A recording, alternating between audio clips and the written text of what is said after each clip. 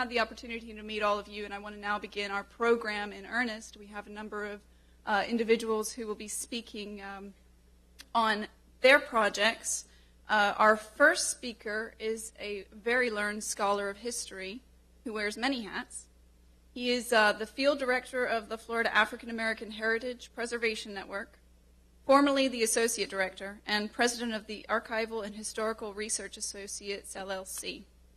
He additionally serves as a commissioner for the State of Florida African American History Task Force, which works diligently to infuse African American history into the public school curriculum, as well as a commissioner for the National Gullah Geechee Heritage Corridor, the only national African American heritage corridor in the United States. He works in the preservation of African American history and culture, and has been recognized by the National Trust for Historic Preservation, who have twice honored him as a diversity scholar. His company has also been recognized by the Institute of Library and Museum Services and for excellent archival work throughout Florida.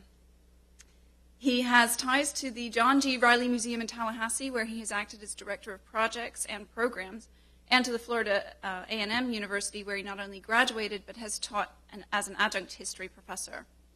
As stated before, he is a learned scholar, a distinguished scholar, and someone that could be even busier than I thought possible.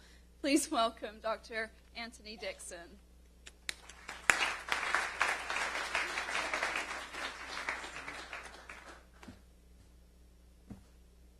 Good afternoon.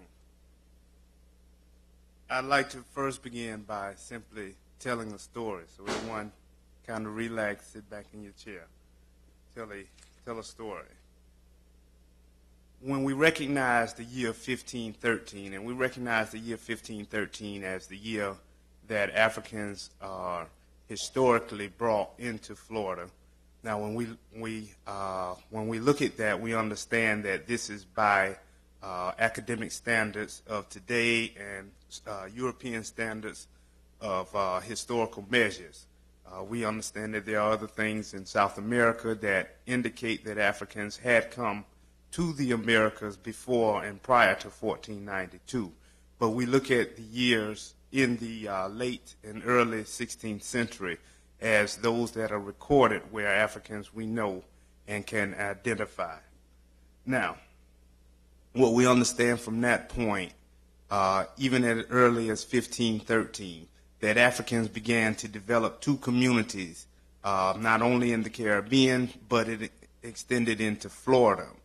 And that those two communities were those Africans who remained up under colonial/plantation society, and those who chose to abscond from their masters and began to live a maroonage type of lifestyle.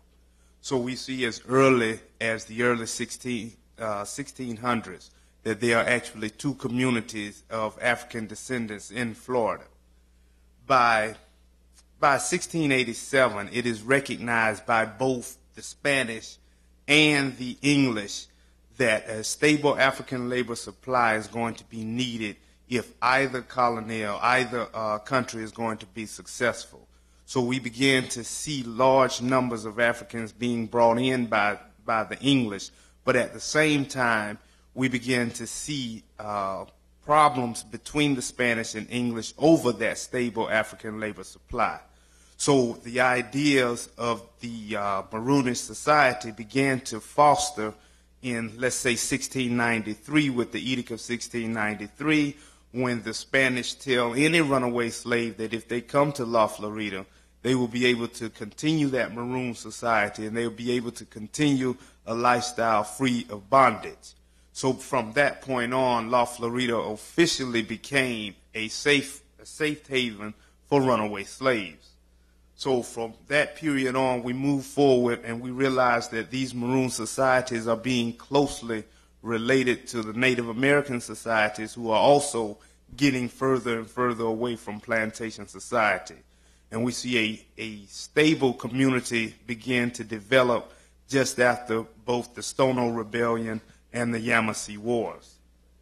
By 1740, the mid-18th century there, what we find is that both the English and Spanish recognize these communities, and they actually now have a name called Semolina, and which has been translated into Seminole. So we recognize that these two distinct black communities, those that are living within plantation society and those that are living in maroon society, are now recognized by both English and Spanish authorities. As things began to change between the Spanish and the English, and of course the English began to drive the Spanish out and began to put closer to the lines of demarcation that we see between the Georgia and Florida lines, and of course what they considered the buffer area, of course, becomes the last colony of Georgia and things of that nature. And these outside things are transpiring. They are definitely still having an impact on both those Africans that are within plantation society as well as maroon society. Now, what we find the first major event for the demise of the maroon society comes during the Patriot War, which of course was within the War of 1812. By the end of the Patriot War, we see that the government gets involved in the fight against the maroon societies. That plantation society has now convinced the United States government to get involved. So we mark the first Seminole War as the first outward attack on the maroon societies, and forcing those maroon societies either to come into plantation society or to go further outward into the wilderness in different areas, either southward into from present day, of course, Orlando downward, and then outward if they wanted to try to move toward the Mississippi and toward the French.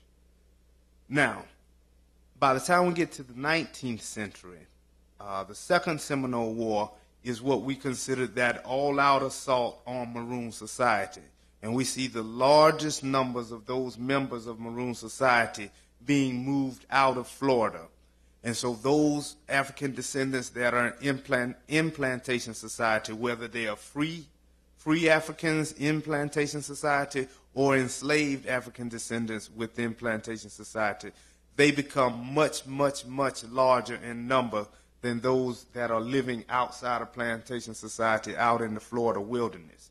So by 1842, in the mid-1800s, we see that most of Florida has begun to rid itself of those maroon societies, and even maroon societies have begun to kind of give up on Florida as this quote-unquote safe haven away from plantation society. So many agreed to immigrate westward out with their Seminole Indian counterparts. So by the end of the Second Seminole War, we see this large number of maroon societies actually disappearing off of the face of the Florida map.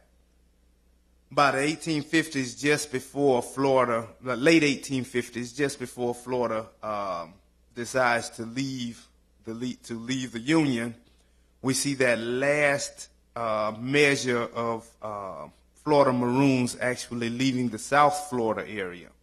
And once those numbers are small, we kind of say that the numbers of black Seminoles and those who are descendants of those Florida Maroons are in such small numbers that they are tied to American society in some shape, form, or fashion. There's no way that they could remain or retain this maroonage in Florida.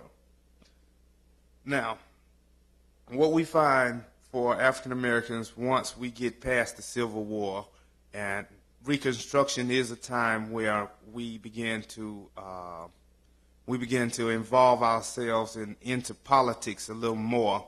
It actually comes to a standstill by the end of Reconstruction period, which, of course, we all know technically in Florida ends around the 1890s, not the late 1870s, as does most of America. But what we find then is Africans are beginning to go on another migration pattern of another 10, 15 years into it, and where they're trying to escape the sharecropping society. So at that point, we see a large number of African Americans again leaving Florida. But at the same time, because Florida has decided that their economy is going to be based on both the citrus industry as well as tourism, we begin to see African descendants replace those African Americans, and we see large numbers of Afro-Caribbeans coming into the country. And we also recognize that with primarily the city of Miami, where African Americans were building the railroad down into the city, and black Bahamians were actually laying the city. And this is where we get the neighborhood Overtown, because they used to have to cross over downtown to socialize with each other. So Overtown became a part of Miami's history as well. So we recognize that while the agricultural and citrus industry is beginning to be the main part of course, Florida's economy, we also start seeing that people in tourism are beginning to look toward African Americans to fill those spots. And as we go into the 20th century, more and more African American women are beginning to join the domestic servant in the tourism industry. I myself have a very personal connection to that. This is how my grandmother came to Florida. She was actually a Georgia native whose sisters, after a split with her husband, sisters decided to convince her to come to South Florida. She became a servant in Palm Beach for over 30 years. So we recognize then in the African American community that these domestic servants are beginning to elevate themselves in society, and African American community are recognizing these women as being pillars in the community and pillars in their churches. So by the time we get to the mid-1900s, African Americans are beginning to push more, of course, for their civil rights, but at the same time they're doing things within the community to lift themselves in both the educational as well as the political arena. Now, what we try to do with the Florida African American Heritage Preservation Network is continue that legacy of community development, that legacy of sense of community. So we work with each museum. We begin to help them foster programs that will extend themselves further into the community, as well as achieve those standards for national museum standards. We go in and we do from the smallest things in terms of helping them get a computer to actually developing long-term programming. So what we have begun to do in the last few years is look more at heritage tourism. And through heritage tourism and these different concepts within African American, the African American and the African diaspora community, we begin to develop programming that way. And I give a good example that we actually borrowed from a museum library in Georgia.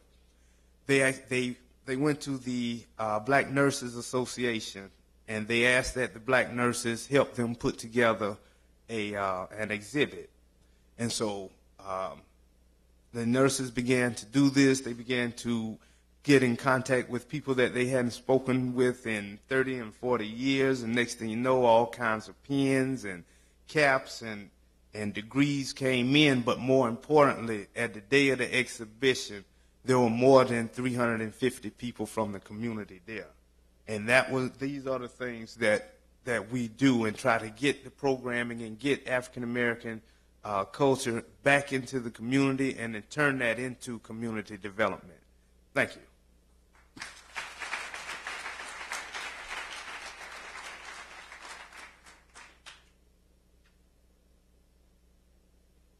Thank you so much, Dr. Dixon.